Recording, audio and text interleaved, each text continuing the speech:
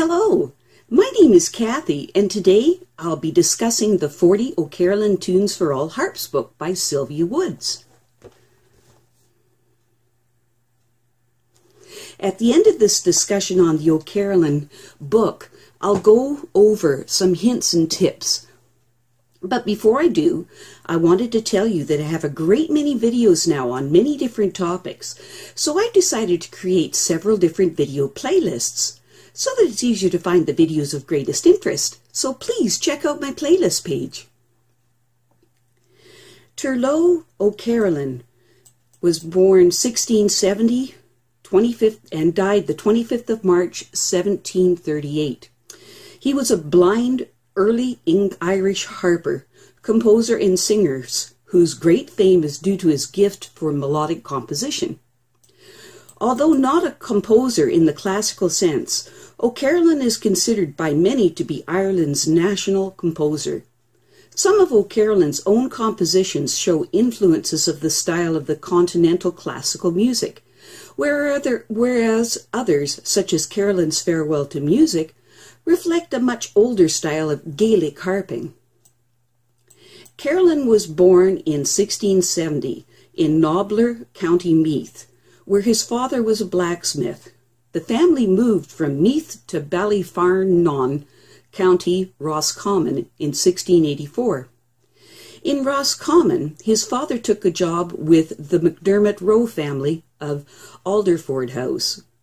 Mrs. McDermott Rowe gave Turlough an education, and he showed talent in poetry. After being blinded by smallpox at the age of 18, Carolan was apprenticed by Mrs. McDermott Rowe to a good harper.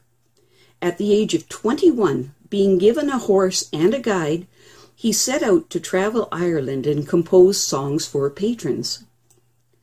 For almost 50 years, Carolan journeyed from one end of Ireland to the other, composing and performing his tunes. One of his earliest compositions was about Bridget Cruse, with whom he was infatuated with.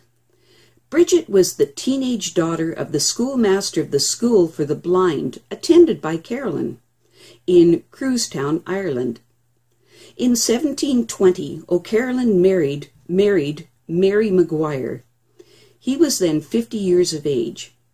Their first family home was a cottage on the parcel of land near the town of Manachane, now Mohill, in County Leitrim, where they settled. They had 7 children, 6 daughters and 1 son. In 1733, Mary died. Turlough O'Carolan died on the 25th of March, 1738. He's buried in the McDermott Rowe family crypt in Kilronan burial ground near Ballyfarnon, County Roscommon. The annual OCarolan Harp Festival and Summer School commemorates his life and work in Kedu, County Roscommon. A bronze monument by sculptor Oisin Kelly depicting Turlough O'Carolan playing his harp was erected on a plinth on the Market Square, Mohill, on the 10th of August, 1986, and was unveiled by Patrick Hillary, President of Ireland. A statue was erected to him at his place of birth as well, Nobbler, County Meath, in 2002, during the annual OCarolan Harp Festival, the first of which was held in Nobber in 1988. Carolan composed both songs and instrumental harp music, reflecting various styles of composition. About a third of O'Carolan's surviving music have associated Irish lyrics that survive to this day.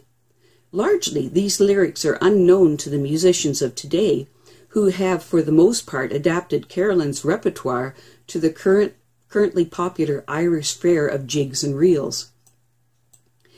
Carolan's activities during his career are only partially documented historically.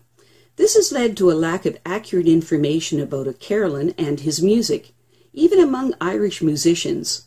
Sometimes alternate titles or incorrect titles have been applied to songs, creating confusion as to whether the song is Carolan's or somebody else's.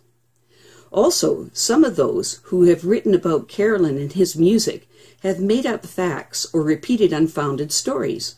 For instance, Edward Bunting, who began the work of collecting Carolan's pieces, referred to a very ancient air, the Fairy Queen, saying it seemed to have been the origin of Carolan's Fairy Queen. He also reported that the Fairy Queen of Carolan was not intended by him for words, but as a piece of music for the harp.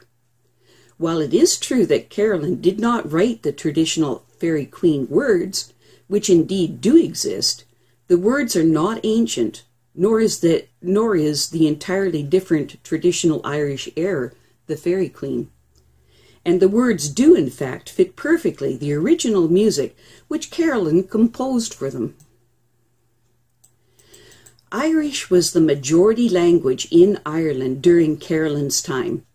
As Carolan did not speak English very well, he composed only one song in English, Carolan's Devotion.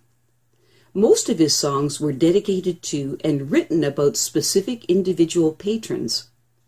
Many of his tunes are widely performed and appreciated today, and a handful of his Irish songs have been recorded by various artists.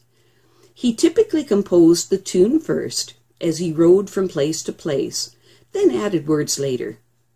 Many of his songs are designated as planksties, a word that Carolan apparently invented or popularized to signify a tribute to a merry host. In return for writing songs in honor of wealthy patrons, Carolan was also often welcomed as an honored guest to stay on their estates. It's said that weddings and funerals were sometimes delayed until he could arrive to perform. Most of Carolan's compositions were not published or even written down in his lifetime. They survived in the repertoires of fiddlers, pipers, and the last of the old Irish harper singers. They were collected and published during the late 18th century and beyond, largely beginning with the work of Edward Bunting and his assistants in 1792. A small sampling of Carolan's music was published during his lifetime. One of the first such publications was Neil's collection of the most celebrated Irish tunes, Dublin, 1724. Sylvia Woods has done a wonderful job in arranging the music in the 40 OCarolan Tunes for All Harps book. I have found that playing the pieces of music in this book with my harp tuned to 432 Hertz, that an effect very similar to the Mozart effect takes place. There's this feeling of well-being that's very healing. It seems to me that no matter what's happening in your life or what your mood is, when you sit down and play these beautiful pieces, that a certain healing takes place, and you just feel like everything's right with the world. The 40 OCarolan Tunes for All Harps book is also important because I think of it as an introduction to classical music, which will be the major component of Year 3 harp lessons. I like to augment the technical learning experience by introducing pieces of music that have certain passages in them that call for different fingering techniques and abilities, and the OCarolan book is used for the development of scale passages. The book will be treated a little different than any of the others. Start this book with the advanced version of Lady Athenry, and when that's complete, then learn the advanced version of Carolan's Concerto or Mrs. Power. This is a challenging piece of music, and you'll find that it will take a while to master it. It could take the better part of a year. It is important for your advancement that you challenge yourself, and with the mastery of this piece of music, you will find that your overall playing of the harp will advance by leaps and bounds. Carolan's Concert, or Mrs. Powers, is also a piece of music that you should memorize. There's a great deal that you learn about yourself and harp playing when you memorize a piece of music, especially a difficult piece of music. When you master it, you'll feel so proud of yourself, and you will enjoy playing this piece of music for years to come.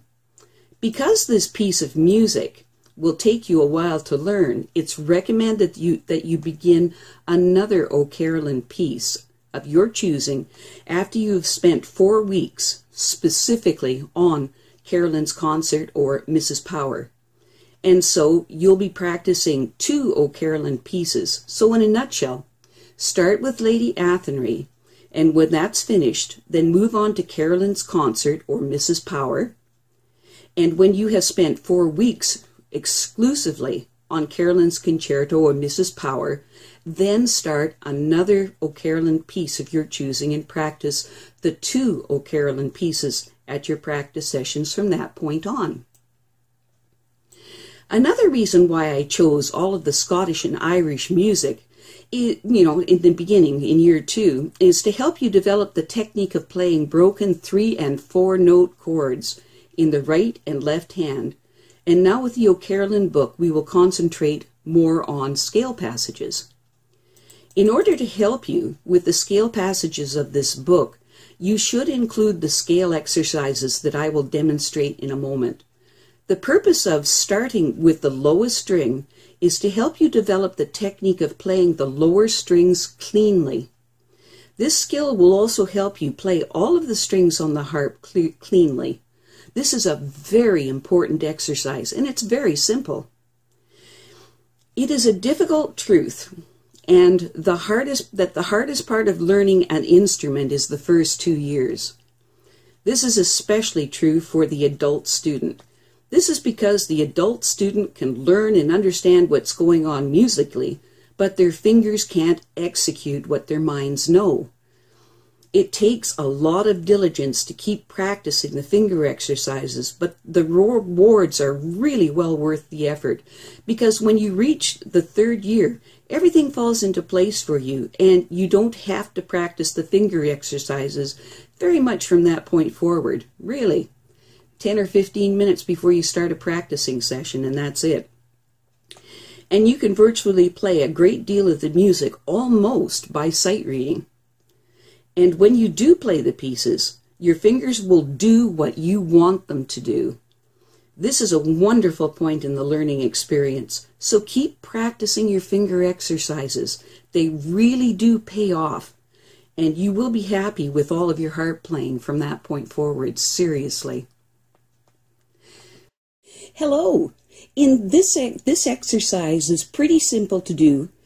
It's very simple, but the larger strings, what it is it's just playing fingers 4, 3, 2, 1, 4, 3, 2, 1, 4, 3, 2, 1, 4, 3, 2, 1, 4, 3, 2, 1. Up to that C. And what makes it so difficult is these longer strings at the bottom, they vibrate quite a bit, and it's a little bit of a challenge to hit each one without striking the next.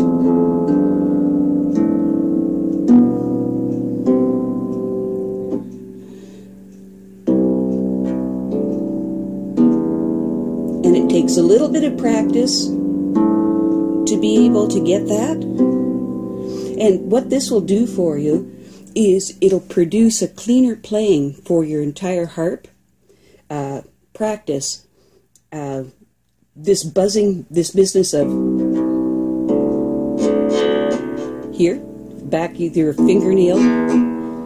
If this is happening to you, this is definitely going to help with that. And what it does is it helps give you a greater ability to hit these strings cleanly and quickly. It gives you a good feel for the entire harp. And in the exercise, what you do is you just go all the way up and then all the way down again. And this is an interesting part. I'll just play the lower octave so you can see. By the time you get down to these lower notes, they're still vibrating. You see that? And they're still moving. And being able to hit them cleanly is a bit of a challenge. So what you do is you play up and down 2 times, really slowly, making certain that you've got exactly the right tone, that your fingernail isn't hitting the other string with the vibration. And you do it in both hands, 2 times, up and down. And that's all there is to it. Great. I have a great many videos now on many different topics, and so I've decided to create several different video playlists so that it's easier to find the videos of greatest interest. So please check out my playlist page. Well, that's it for now.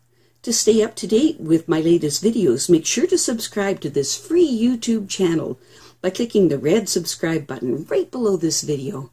Take care.